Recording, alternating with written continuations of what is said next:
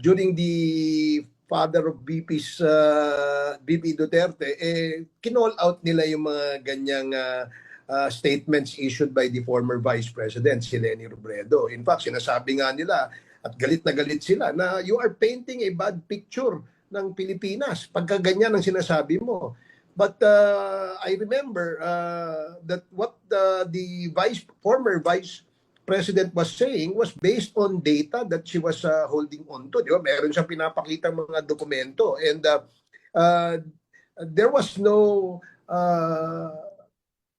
kumbaga, walang kumontra doon sa sinabing may mga extrajudicial killings. Because there were a lot of deaths that are under investigation and deaths that are walang leads, walang investigation na ginagawa. And most of them are the ones that have been claimed to have been victimized by the excesses made by the drug war implemented by the former administration. Ngayon naman, yung kay Mar Rojas, kay Secretary Mar Rojas before, he said that he knows where to buy, di ba?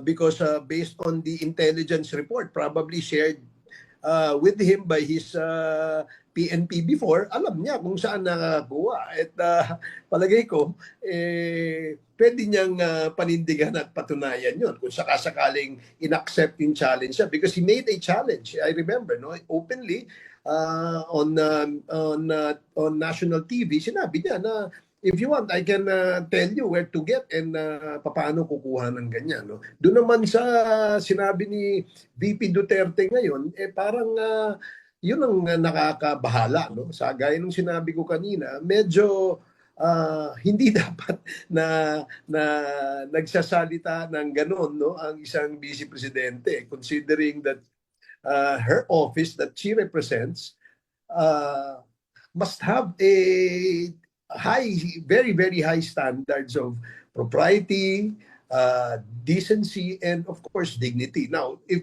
the office, the one sitting in that office is actually saying na meron siyang kilalang mga ganyang mga kriminal, malaking question mark yun para sa akin. That's why there's a clear irony sa nangyayari ngayon kumpara dun sa dati. Sir, kung may ganito bang intel si VP Sara Duterte, ano po ba yung dapat niyang gawin? Dapat po ba ibigay niya sa mga law enforcement agencies? Yes. Oo, dapat nga bigyan niya ng lead yung ating PNP, NBI, and all law enforcement agencies, no? Kung sino itong mga to. Nang sa ganun, matigil yung ganitong mga krimen na pagpatay, di ba? Yun ang ano natin dyan, yun ang ating panawagan dyan. Hindi dapat i-tolerate ito, lalo na ng isang mataas na opisyal ng ating gobyerno.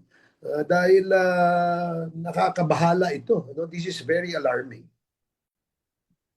Thank you, sir.